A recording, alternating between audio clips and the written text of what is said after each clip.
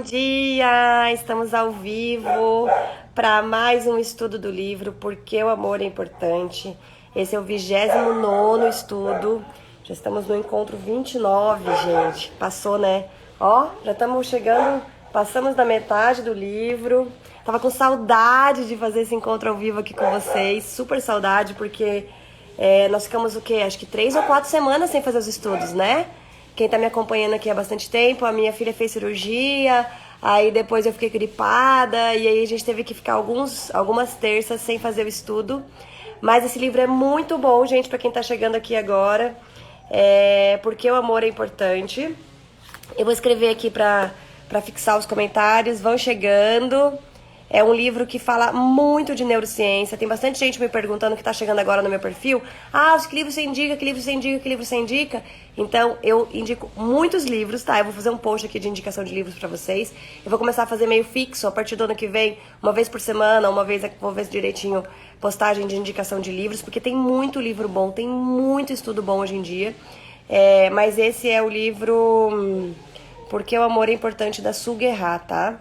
Gente, tá passando também ao vivo no YouTube. Pra quem ainda não segue lá, não tá no meu canal, é Alcione Andrade também, Alcione Andrade Oficial, igual aqui. Entrem lá e acompanhem por lá, que lá também tem muita coisa boa no YouTube acontecendo.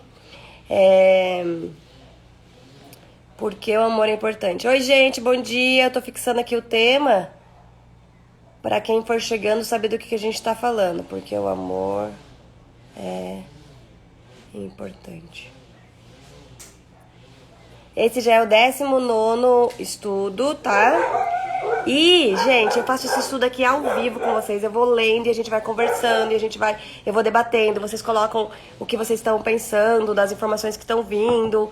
E, é muito gostoso. Eu adoro fazer esse estudo aqui. Esse é o 29º. Quem não participou dos outros não tem problema. Tá tudo lá no meu YouTube. E não é necessário você ter lido um capítulo anterior para conseguir entender o outro. Não é um romance, né? São conteúdos. Então, cada capítulo tem conteúdos novos, diferentes, que reforçam, que trazem pra gente uma nova interpretação, né? Ou trazem, por outro lado, confirmando aquela primeira interpretação. Vocês estão vendo minha cachorra, gente? Ela é super agradável. Tem alguma coisa acontecendo no vizinho de trás, aí ela tá ouvindo barulho e latindo. Então, vamos lá, gente. Nós estamos, então, porque o amor é importante. Opa, deixa eu fixar aqui o comentário. Senão a gente... Aí.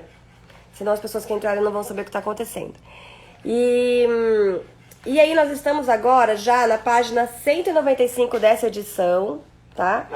E é o capítulo Pecado Original. Como os bebês que são tratados com rispidez podem não desenvolver empatia pelos outros.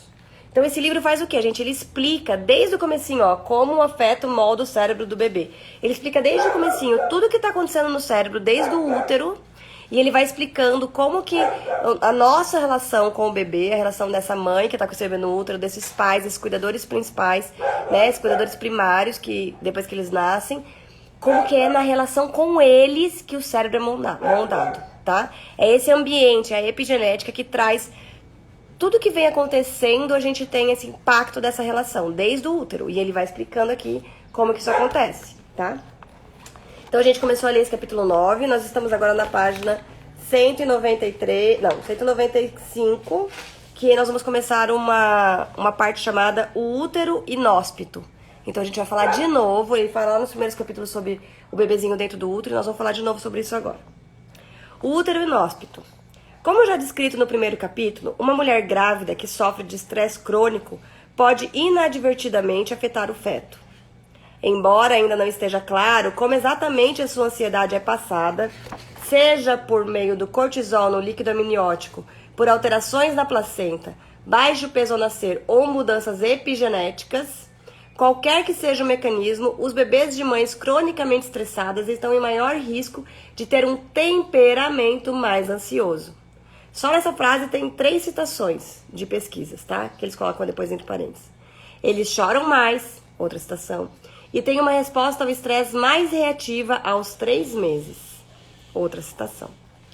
Ó que interessante, gente. Em uma frase, o tanto de informação que tem aqui, o tanto de pesquisa que é citado aqui.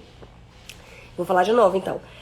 Como já descrito no primeiro capítulo, uma mulher grávida que sofre de estresse crônico pode inadvertidamente afetar o feto, embora ainda não esteja claro como exatamente essa ansiedade é passada. Ele dá aqui 3 possibilidades. Seja por meio do cortisol no líquido amniótico, seja por alterações na placenta, por baixo peso ao nascer ou mudanças epigenéticas. Gente, essa questão do líquido amniótico e do estresse é muito interessante, porque a gente já sabe que a placenta protege, né? Protege bastante para que o bebê não receba coisas negativas, receba só as positivas, né, e tal. Só que se a gente tem um excesso hormonal, de produção hormonal, de estresse, cortisol, etc., vai passar, né? Não tem como a gente conseguir filtrar tudo. Então, por isso que a gente precisa ter uma alimentação muito equilibrada, uma busca equilibrada de emocional, né, de equilíbrio e assim por diante, tá? Então, vamos lá. Vamos continuar. Eles também podem ter baixos níveis de serotonina. Outra citação. Além disso, estão em maior risco de problemas de comportamento, como tornar-se antissocial posteriormente. Outra citação. O sistema serotoninérgico, gente, serotonina é um dos hormônios necessários para o equilíbrio do corpo. A gente fala que são 4 hormônios da felicidade, que são super necessários para a gente se tornar equilibrado. Equilibrar o cortisol, equilibrar a adrenalina, equilibrar outros neurotransmissores, para que o nosso organismo possa desenvolver tranquilamente. A gente fala que são os 4 hormônios da felicidade, que é serotonina, dopamina, ocitocina e endorfina, tá? E aí a gente estuda, quando a gente estuda neurociência, o que ajuda a produzir esses hormônios, para que eles possam ajudar no equilíbrio desse desenvolvimento, né? Então ele está falando aqui agora da serotonina. Então, o sistema serotoninérgico em desenvolvimento também pode ser afetado pelo estresse no período pós-natal.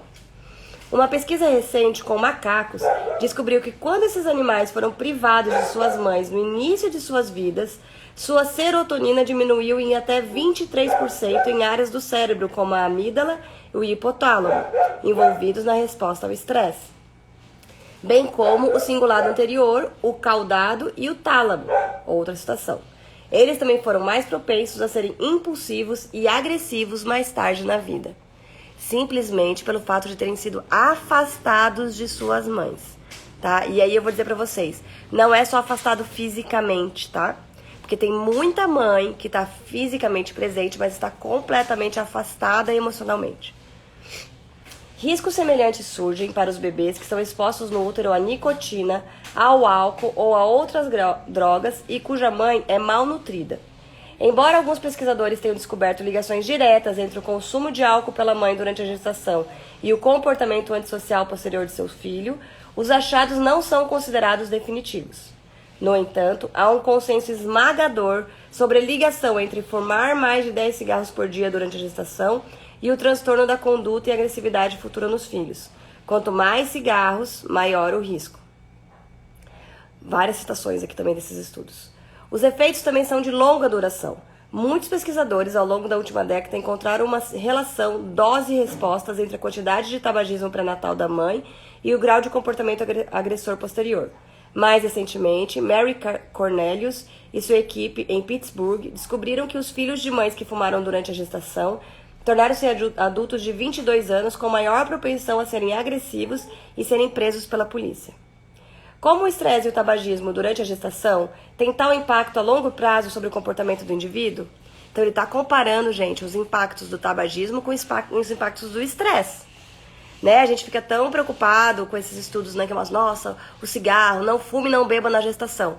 Mas o estresse também traz um impacto gigantesco. Ele está comparando com o impacto do tabagismo. Como vimos, o estresse altera os níveis de cortisol e pode afetar outros neurotransmissores. Do mesmo modo, a nicotina afeta o desenvolvimento normal do sistema de neurotransmissores e interfere na comunicação entre as células nervosas. Tem outra citação aqui de 98. Pode igualmente levar a uma perda de células cerebrais e, em particular, pode ter efeitos sobre a espessura do córtex orbitofrontal, que é aqui, né?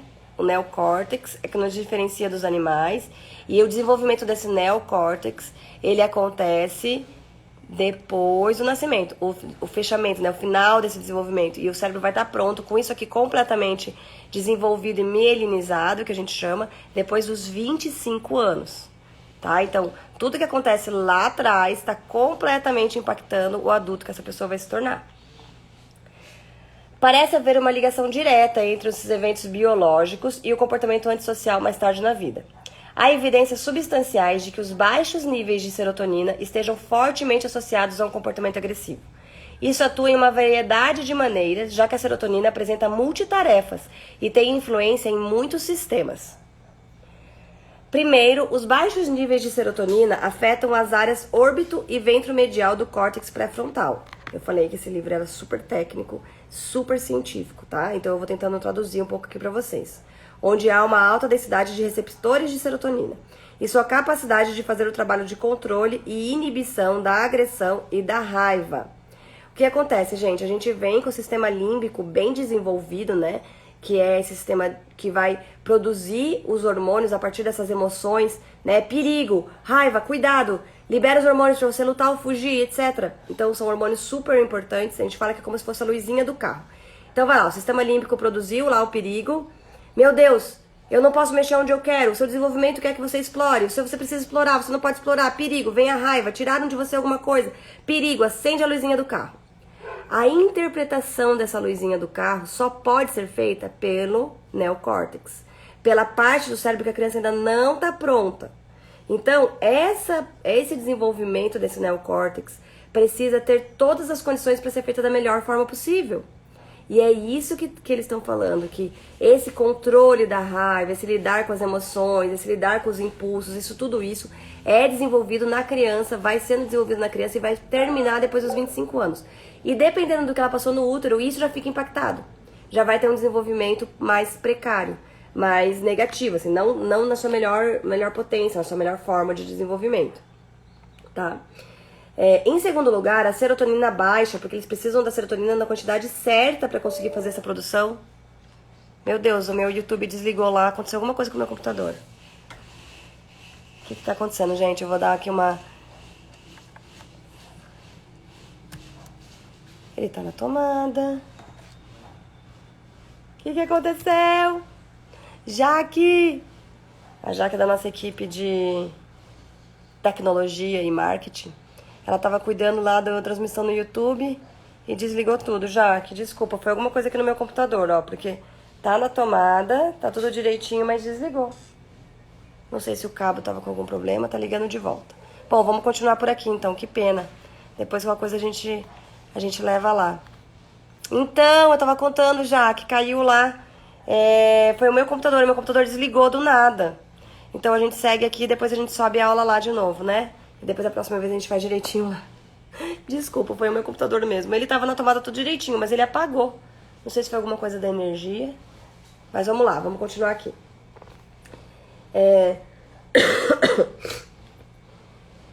Em segundo lugar, a serotonina baixa não é capaz de gerenciar o sistema dopaminérgico de modo eficaz ou conter a ativação excessiva da dopamina. Nessa situação, o sistema dopaminérgico não contido pode ficar hiperativo, promovendo o comportamento impulsivo e a agressão. Lembra que eu falei? Dopamina, ocitocina, serotonina e endorfina. Mas todos eles também precisam ser produzidos numa quantidade equilibrada. Tudo que é produzido demais no nosso organismo em excesso desequilibra, né? Então, até essa questão do excesso de dopamina também pode trazer essa questão da impulsividade, da agressão, etc. Então, a gente precisa deixar sempre o cérebro bem tranquilo e equilibrado para conseguir ir orquestrando essa produção e fazendo com que esse neocórtex, quando ele vai sendo desenvolvido, ele pode ir lidando daí com tudo isso. Né, ele possa ir lidando daí com tudo isso. Por isso que a gente fala que os traumas, eles não são o que acontecem conosco, eles são o que é feito com o que acontece conosco. Porque se acontece alguma coisa muito difícil comigo, meu corpo vai lá e produz muito cortisol, muita adrenalina, muito, né, em excesso. Mas eu tenho um adulto responsivo do meu lado e conectado comigo, porque sozinho o meu neocórtex não tá pronto para reequilibrar tudo isso. Mas esse adulto se coloca do meu lado, acolhe tudo isso, me coloca em segurança de novo, diz que tá tudo bem se sentir assim, que a gente vai lidar com isso juntos, que o que ele tá sentindo provavelmente deve ser raiva, porque ele foi invadido, porque tiraram o brinquedo dele, porque ele não pôde fazer o que ele queria, o que o corpinho dele tava com vontade de fazer, e tá tudo bem, nós estamos aqui para ajudá-lo, etc. O próprio organismo dele começa a produzir os outros hormônios a partir dessa relação conosco. Ah, olha, ocitocina, o toque libera ocitocina, serotonina, dopamina, endorfina, tudo sendo produzido a partir desse autorregulação externa, porque daí na relação com o meu cuidador, meu corpo entende essa segurança, meu corpo entende esse acolhimento, meu corpo entende esse toque, meu corpo entende que tá tudo bem, ele se reequilibra e ele vai entendendo esses caminhos equilibrados na produção, no desenvolvimento do seu neocórtex. Se eu não tenho isso, o meu neocórtex vai sendo desenvolvido em cima desse excesso. E aí eu tenho uma pessoa altamente ligada nos 220, que não consegue produzir menos hormônios, porque seu neocórtex, todo o seu córtex, neocórtex, etc., órbito frontal, foi tudo sendo construído já em cima desse novo basal, desse basal de alta produção, alta produção, alta produção. E aí é um cérebro traumatizado. Entende que esse é o seu novo lugar de sobrevivência e é assim que eu vou funcionar pro resto da minha vida, desde que eu eu tomar consciência disso e lutar, por exemplo, para mudar isso. Mas é um trabalho árduo, né? Que se a gente tivesse a consciência como adultos responsáveis por essa criança, a gente pode desde o comecinho já propiciar esse ambiente mais equilibrado para que ele possa ser mais equilibrado, em todos os sentidos, e ter mais habilidades de vidas, mais habilidades sociais, mais formas de lidar na prática com todos os desafios, com a sua própria produção hormonal e assim vai. Gente, qualquer pergunta, por favor, façam, tá? Façam, comentem. É esse livro aqui, ó. Porque o amor é importante. Na verdade, esses genes não causam diretamente o comportamento antissocial. O que eles têm em comum é que todos estão envolvidos na regulação emocional. Outra citação. Então, os pesquisadores descobriram que as crianças com o gene MAOA-L são 2 vezes mais propensas a ter dificuldade em controlar impulsos emocionais fortes ou gerenciar suas respostas a ameaças. As crianças com o alelo curto do gene transportador de serotonina, as sensíveis crianças orquídeas, que eles dão alguns nomes assim, né, estão em maior risco de depressão em resposta ao estresse da rejeição, perda ou humilhação. Em outras palavras, esses genes intensificam as respostas das crianças a outras pessoas. No entanto, com uma boa regulação parental, não há nenhuma evidência de que elas não serão outra coisa além de boas. Afinal, cerca de 40% da população tem esse gene, MAOA dígito L, e muitos poucos indivíduos já cometeram algum crime. Porque o gene, gente, é genética. A relação parental é epigenética.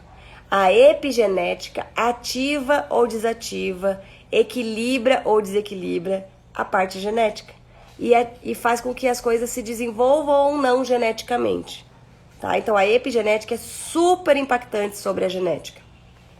A epigenética tem a ver com o ambiente, tem a ver com o pós-nascimento, ambiente, relações, assim por diante, alimentação, nutrição, tal. Elementos no impacto da parentalidade. A intoxicação por nicotina, a nutrição inadequada ou altos níveis de cortisol, o estresse, podem ter um impacto sobre os sistemas de regulação emocional do feto em desenvolvimento. Mas, após o nascimento, alguns desses bebês serão submetidos a um duplo golpe, se também tiverem cuidadores que não são capazes de responder a eles ou regulá-los bem. Assim como macacos com temperamentos sensíveis têm problemas quando quando são criados por mães irritáveis, mas se dão muito bem quando são criados por mães calmas. Olha que legal, gente. Pode vir com gene, né? Lá aconteceu um impacto na gestação, teve uma gestação super estressante a mãe, ou fumou na gestação, teve um alto nível de nicotina, alto nível de álcool, etc e tal. Mas depois que nasceu, ele pode ter um duplo golpe, ou seja, além de ter sofrido isso na gestação, esses impactos todos no desenvolvimento neuronal, no feto, ele ainda tem uma mãe que não consegue responder às suas necessidades, que se irrita facilmente, que é estressada também do lado de fora, que não dá o afeto, o carinho, etc. E aí é um duplo golpe. Mas eles falaram que aqui na pesquisa com macacos, por exemplo, eles viram que macacos que tiveram tudo isso na gestação, mas que depois foram recebidos por mães calmas, tranquilas, que acalentam, que acolhem, que dão todo esse afeto, tiveram um bom resultado de desenvolvimento neuronal e desse reequilíbrio de resposta ao estresse, à relação com as outras pessoas, aos seus impulsos e etc. Uma parte fascinante da pesquisa de Adrian Heine descobriu que o vínculo estabelecido entre o tabagismo e o comportamento antissocial mais tarde na vida ocorre apenas se a mãe sentiu rejeição por seu bebê e considerou fazer um aborto ou colocou o filho em instituições durante seu primeiro ano de vida. Olha que interessante essas pesquisas, gente. Em outras palavras, não importa quão neurobiologicamente vulnerável o bebê era.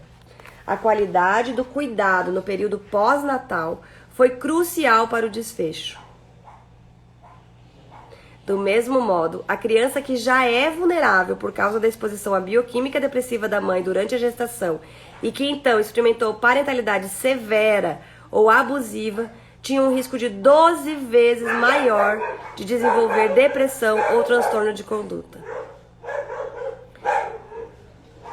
Tá difícil a quarta hoje, né? Também acho que os vizinhos decidiram cortar grama bem hoje. Peraí.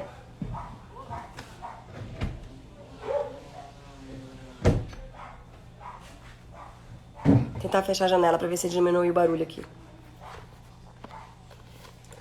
O mesmo processo de duas fases está envolvido na concretização de predisposições genéticas. Um estudo de referência realizado por Afshan Kaspi, em 2002, concluiu que a versão de risco do gene MAOA não leva a comportamentos violentos ou antissocial futuro, a menos que essas crianças também sejam maltratadas. Olha que interessante, gente. A criança pode ter sofrido um monte de coisa no útero, né? Com uma mãe tapagista, estressada, doente, depressiva, né? Com transtornos mentais, etc. Ele tem esse gene, né? Começa a ter esse gene mais ativado, produzido ali, né? Só que, se depois, num pós-natal, né? Depois que ela nasceu, ele não receber agressividade ou sofrer uma educação muito severa ou abusiva, a chance dele ser antissocial ou violento é muito pequena. Essa chance dele ser assim só acontece se ele ainda recebe uma educação muito severa e abusiva. Tá? Sejam também maltratadas. Esse estudo já foi repetido várias vezes. Do mesmo modo, as crianças com o gene variante, que é parte do sistema da dopamina, o alelo DRD4 dígito 7, que predispõe a uma insensibilidade relativa às recompensas sociais e punições, tem uma maior propensão a reagir a seus sentimentos de raiva e frustração sem autocontrole, mas apenas se os seus pais as tratarem de modo insensível. Quando os pais cuidam delas com sensibilidade, elas ficam menos propensas a se comportarem daquele modo. Olha que legal, gente. Tem vários estudos aqui, 2008, 2011. Similarmente, uma criança com um alelo curto do gene transportador da serotonina só tem problemas com o gerenciamento de suas emoções se estiver em uma relação de apego insegura, mas ainda pode ser emocionalmente bem regulada em caso de apego seguro. Claramente, o impacto da sensibilidade neurobiológica ou genética é muito maior quando a relação pai e filho não é adequada. Entende isso, gente? A gente não tem controle sobre a genética, mas a gente pode cuidar da epigenética. Meu filho vem com uma genética assim, assim, assim. Se a minha relação foi sensível, de conexão emocional, de acolhimento, de amorosidade, de afeto, eu tenho como ajudá-lo a desenvolver outras formas de lidar com todos os seus desafios neuronais. Né, desenvolvem outros tipos de sinapse, não ativa, não é utilizado aquele gene capenga, por exemplo, né? Espiral negativa. Quando tiver qualquer... Nossa, tava lendo uma palavra nada a ver. Qualquer tipo de apego inseguro aumenta o risco de comportamento antissocial no futuro. Como um leva ao outro na prática? Mais uma vez, as evidências apontam para problemas com a mãe e o bebê em se adaptar um ao outro e aprender a entrar em sintonia entre si. Muitos pais não sabem como prestar atenção à linguagem corporal do bebê ou não são hábeis em regular suas emoções. Mas, sem a ajuda deles, como o bebê pode aprender a desenvolver a sua capacidade de prestar atenção ou se autorregular? Na verdade, as crianças que não conseguem prestar atenção ou se autorregular são aquelas mais propensas a desenvolver problemas de externalização. Tem uma citação de 2007, uma de 2006, uma outra de 2007 e uma de 2009. Pesquisas recentes sugerem que os pais podem desempenhar um papel importante no estabelecimento de uma boa regulação emocional desde o início. O trabalho de Paul Hanshandani, na Universidade de Oxford, descobriu que quando os pais eram distantes e sem envolvimento, os bebês tinham mais problemas de externalização com 1 ano. Quando uma relação positiva não foi estabelecida na primeira infância, o próximo estágio de socialização da criança em um comportamento aceitável fica infinitamente mais difícil. O pai não pode recorrer a um vínculo seguro atado ao bom humor e compreensão mútua, e não pode exigir que a criança contenha seus impulsos a fim de manter esse bom relacionamento. Em vez disso, a criança já está na defensiva e espera tratamento ríspido, de modo que tem pouco a perder ao desafiar os desejos dos pais. Olha que interessante isso, gente. Muita gente fala assim, nossa, vai dando esse carinho e amor aí o tempo todo que vocês vão ver na adolescência.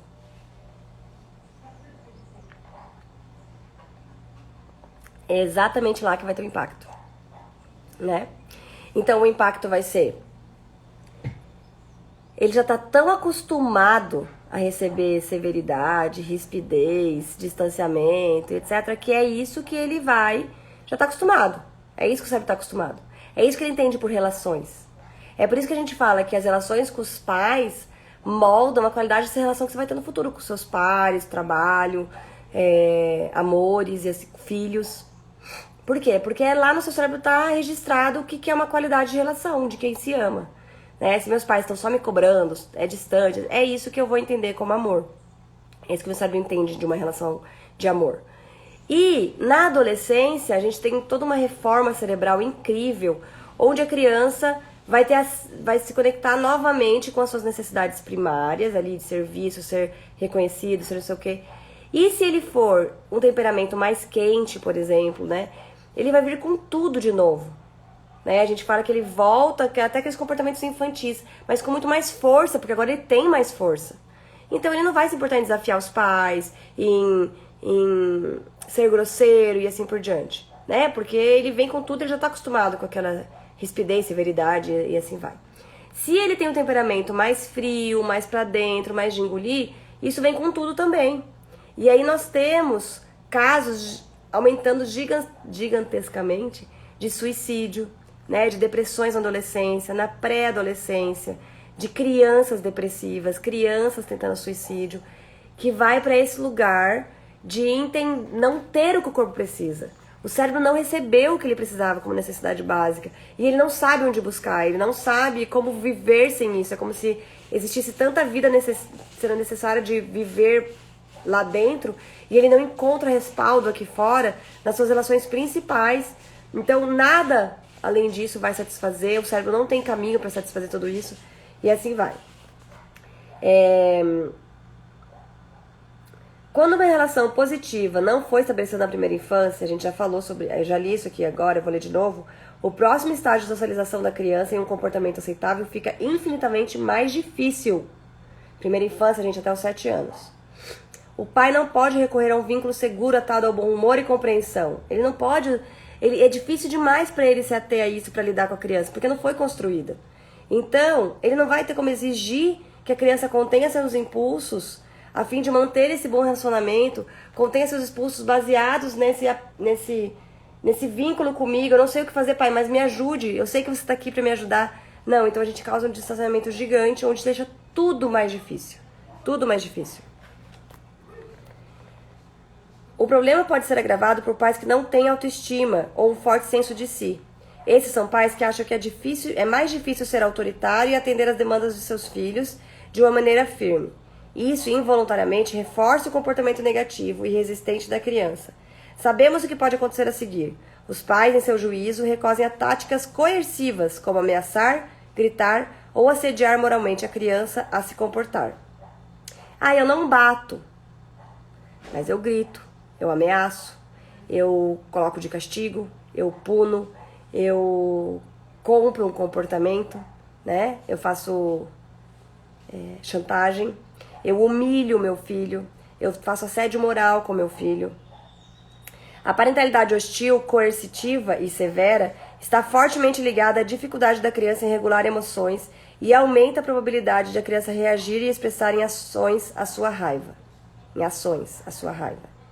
Encontram-se aqui algumas diferenças de gênero, com os meninos sendo mais propensos a se expressar por meio da agressão física, enquanto as meninas podem ser especialmente boas no que High e Waldman chamam de agressão relacional, como danos mal intencionados à reputação de outra pessoa ou exclusão de outros do grupo de colegas, como o bullying, por exemplo, né?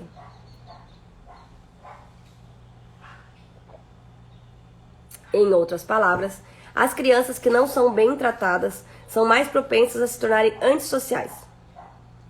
Toda a gama de experiências adversas na infância, de abuso emocional ou negligência, a violência física e abuso sexual, está ligada a uma maior incidência de comportamento antissocial futuro. Embora a hostilidade adulta ativa provavelmente tenha uma reação mais forte sobre a criança, qualquer tipo de parentalidade ineficaz, como um pai que é afastado ou assombrado por suas próprias mágoas do passado, ou que não é capaz de impor limites claros, desestabilizará a criança. Nós não estamos falando de permissividade, gente. Nós não estamos falando de permissividade. Nós estamos falando de assertividade. O que é assertividade?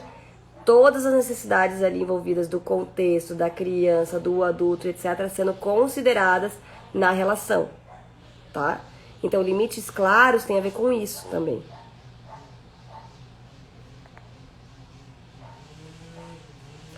Quando as crianças experimentam qualquer tipo de parentalidade prejudicial ou provocadora de ansiedade, elas não têm refúgio seguro para onde ir. A mesma pessoa que deveria estar acalmando seus temores a está assustando. O cérebro da criança sempre fala para ela: corre para os seus pais, eles vão te salvar. Você não sabe o que fazer? Corre para os seus pais. E se desde pequenininho eu olho e falo: caraca, mas são eles que são uma ameaça, imagina o que pode estar causando nesse cérebro. E isso deixa as crianças em risco muito elevado de desenvolver um apego desorganizado. Na população média, cerca de 15% acabam com a forma mais problemática de apego, mas em crianças maltratadas essa taxa é de pelo menos 51%. Com falta de apoio emocional suficiente dos pais, essas crianças são mais propensas a desenvolver problemas de comportamento externalizantes, bem como modos mais complexos de psicopatologias. Mais citações aqui de pesquisas. O corpo tenso.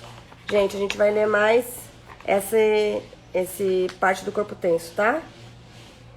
Nossa, mas depois tem um tema que... Mas aí é grande, a gente lê a próxima vez. O próximo tema depois do corpo tenso é a desculpa do abuso.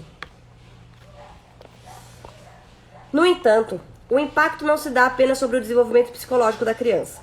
As crianças que passam por essas experiências também são afetadas fisiologicamente. A criança maltratada acaba se tornando não só mais atenta e vigilante, mas também tem o lado direito do cérebro mais ativo, processamento de sentimentos negativos, e uma frequência cardíaca muito maior quando provocada por seus colegas. Ela tem a tendência de antecipar a hostilidade dos outros, muitas vezes interpretando o comportamento de outras pessoas como agressivo e antagônico, mesmo quando não é. A criança que teve uma parentalidade exigente e crítica, ligada à coerção e punição física, também pode estar em risco de doença cardíaca.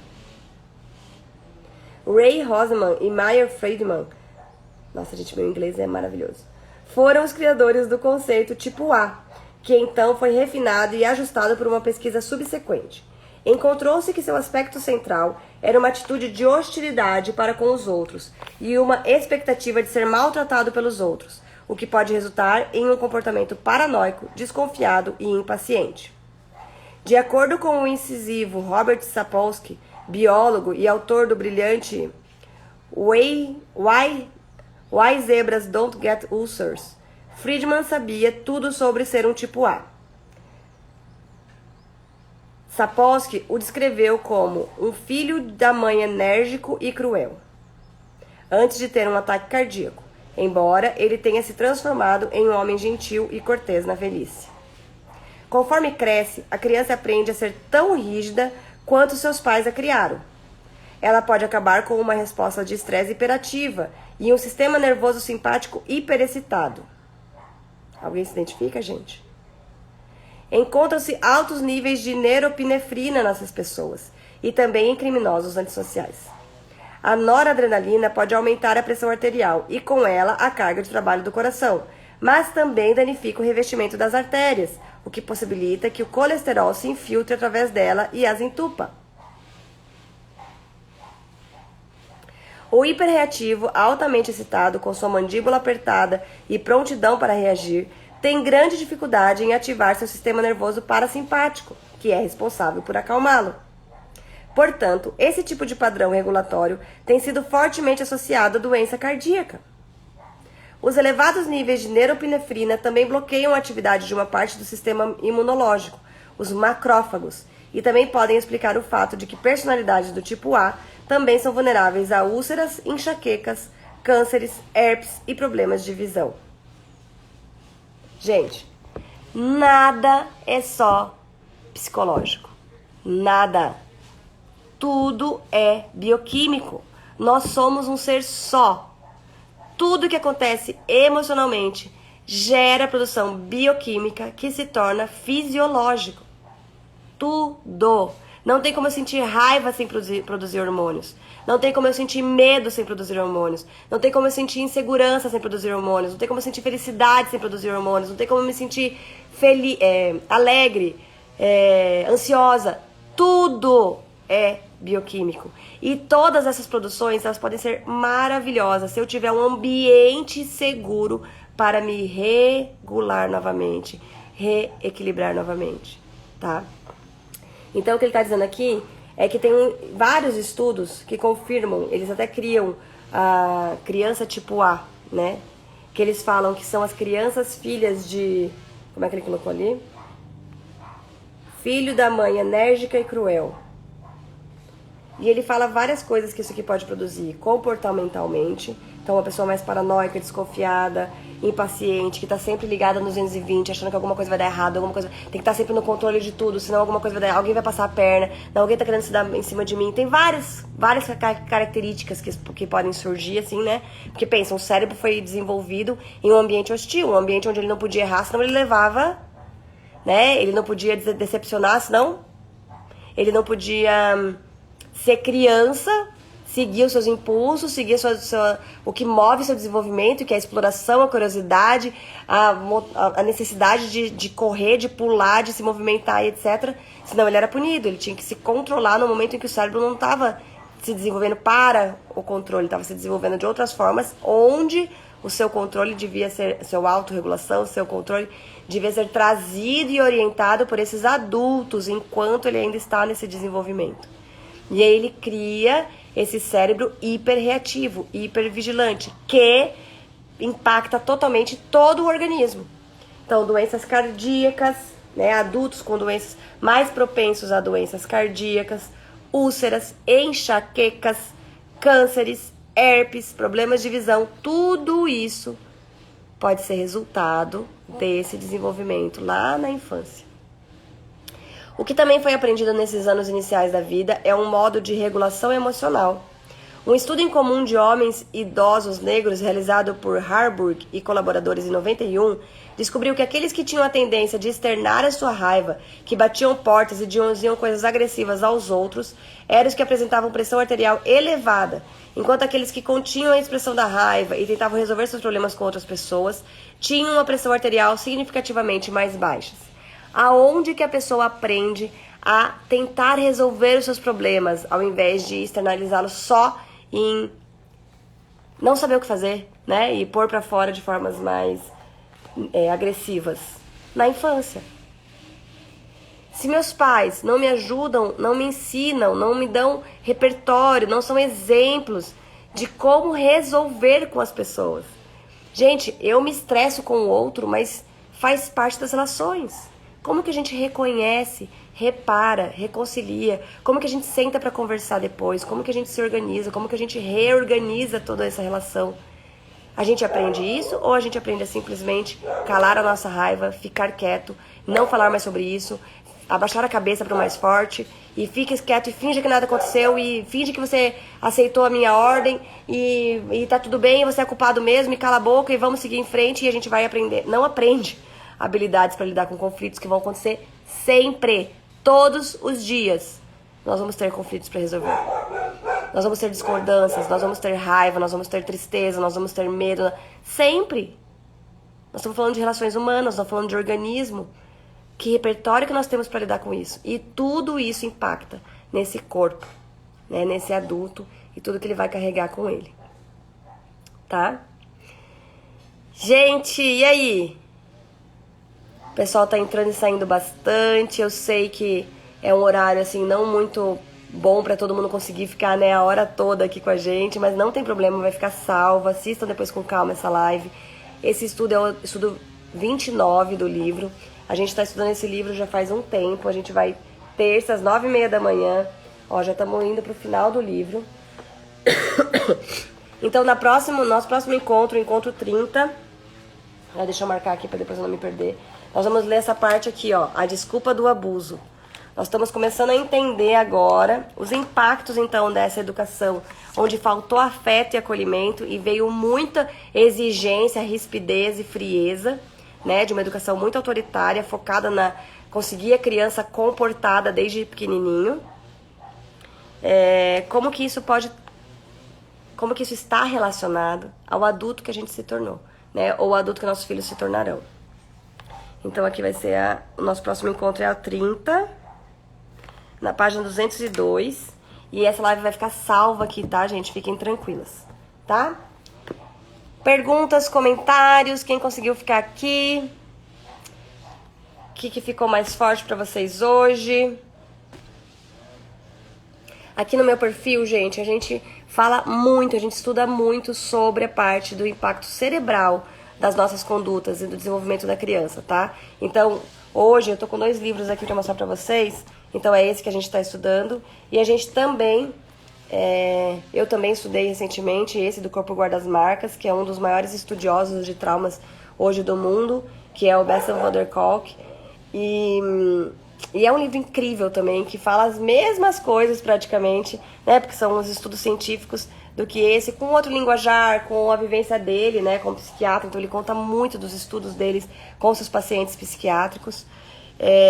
E aqui ela é pediatra, então ela conta com as crianças. Mas eles chegam no mesmo lugar, na mesma questão que é o desenvolvimento neuronal lá na infância, né?